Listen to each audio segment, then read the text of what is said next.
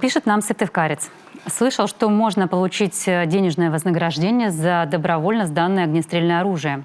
Какие суммы предусмотрены и куда можно обратиться? Действительно, вознаграждение можно получить. И здесь я хочу сказать, что правительством на протяжении последних лет, начиная с 2014 года, проводится системная работа по повышению размера вознаграждения за добровольно сданное огнестрельное оружие, боеприпасы, взрывчатые вещества.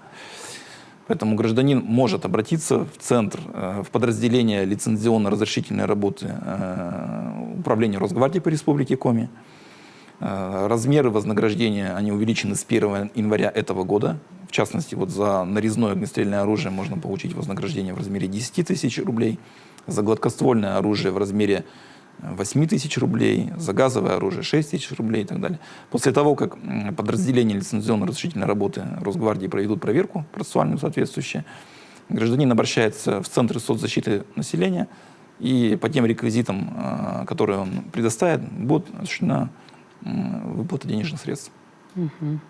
Сдают люди? Достаточно активно сдают. И в прошлом году на эти цели из республиканского бюджета было почти 1 миллион средств израсходовано.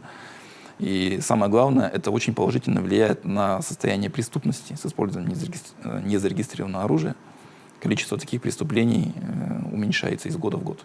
То есть мы наблюдаем положительную динамику. И с учетом повышения расценок, полагаем, что в этом году еще больше граждан обратится за вознаграждением и больше оружия сдадут соответствующие подразделения Росгвардии.